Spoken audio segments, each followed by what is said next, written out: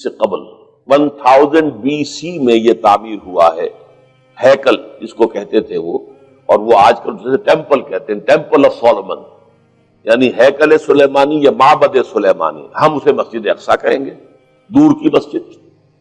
اس کے بعد وہ یہ ہے کہ تقریباً 600 قبل مسیح میں 587 ایگزیکٹلی اس میں اس کو گرا دیا گیا نیبوکڈنیزر نے۔ پھر یہ کہ تقریباً 200 برس کے بعد دوبارہ بنائی گئی اسی جگہ پر، پھر اسے 70 عیسوی میں پھر گرا دیا گیا، وہ آج تک گری پڑی ہے۔ تو جب حضور صلی اللہ علیہ وسلم کو معراج ہوا ہے تو وہاں کوئی عمارت نہیں تھی،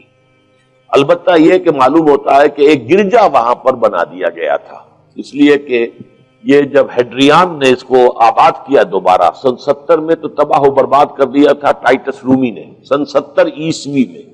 حضرت عیسیٰ علیہ السلام کے رفع سماوی کے 40 برس کے بعد تو اسے گرا دیا اور پورا شہر ویران کر دیا۔ لیکن پھر 60-70 برس کے بعد وہ ایمپرر تھا ہیڈریان رومن ایمپرر، اس نے دوبارہ آباد کیا، اور دوبارہ آباد کیا تو اس کا نام ایلیا رکھا، اب یروشلم نہیں رہا۔ اور پھر یہ کہ جب سن 300 عیسوی میں جو ایمپرر کانسٹنٹائن تھا قسطنطین، وہ جب عیسائی ہو گیا تو اب یہ پوری مملکت عیسائی ہو گئی، تو پھر وہاں ایک گرجا تعمیر کر دیا گیا۔ اس گرجا میں حضرت عمر گئے تھے، جب انہوں نے ہینڈ اوور کیا ہے حضرت عمر کو وہاں کے عیسائیوں نے، تو جب حضرت عمر اس گرجا کے اندر ہی ابھی تھے، دیکھ رہے تھے جگہ، تو نماز ظہر کا وقت ہو گیا، تو حضرت عمر نے فرمایا کہ میرا نماز کا وقت ہے، تو انہوں نے کہا وہاں کے عیسائیوں نے کہ آپ یہی پڑھ لیجیے، آپ نے فرمایا نہیں، اگر میں یہاں پڑھوں گا تو اسے پھر مسلمان مسجد بنا لیں گے۔ تو باپ باہر گئے اور اس قبۃ الصخرہ کے اوپر جا کے نماز پڑھی آپ نے۔ یہ جو اس وقت جو دوم نظر آتا ہے یہ ہے وہ چٹان، اور یہ بڑی اس کے اوپر گردہ وردہ پڑا ہوا تھا، کچرا وچرا تھا، اسے صاف کیا اور اس پر آپ نے نماز پڑھی، اس لیے کہ یہیں سے اصل میں معراج ہوا تھا حضور صلی اللہ علیہ وسلم کو۔ تو اب اس کے بعد جو عبد الملک ابن مروان نے وہاں پر وہ قبہ بنا دیا ہے جو قبۃ الصخرہ کہلاتا ہے۔ البتہ اسی احاطے کے جنوب کی طرف ایک مسجد بھی ہے، بڑی مسجد ہے، وہ مسجد اقصی کہلاتی ہے، وہ اب مسجد ہے۔ یہ قبہ جو ہے بنیادی طور پر مسجد نہیں ہے، یہ تو یوں سمجھیے کہ جیسے کوئی ہمارے ہاں مقبرہ ہوتا ہے، درمیان میں قبر ہے، اس کے اوپر بڑا سا گنبد بنا دیا ہے، چاروں طرف جو ہے زائرین کے لیے جگہ ہے، ایسے ہی یہ وہ چٹان ہے۔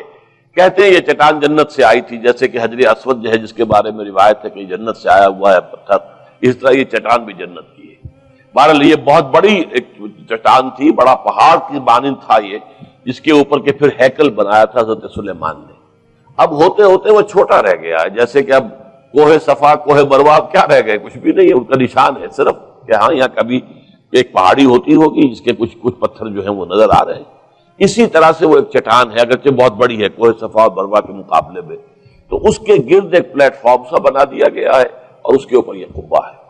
تو یہ ہے اصل میں جو کہ حرم شریف کہلاتا ہے اس وقت، اور سارا جھگڑا جو ہے یہود کا اور مسلمانوں کا وہ اس پر ہے۔ ورنہ یہودی براق جو ہے، جو یہودی وزیر اعظم ہے اس وقت، اس نے یہ آفر تو کر لی تھی کہ ٹھیک ہے مسجد اقصی موجود رہے اور اس کے اوپر جو ہے کنٹرول بھی فلسطینی مسلمانوں کا رہے،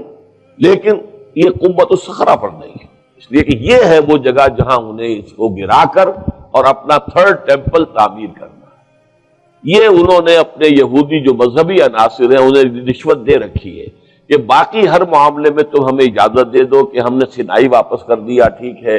گولان ہائٹس بھی واپس کر دیں گے شام کو، اور اسی طریقے سے ویسٹ بینک وغیرہ پر ہم ایک فلسطینی ریاست بنا رہے ہیں، تم اس کی اجازت ہمیں دے دو۔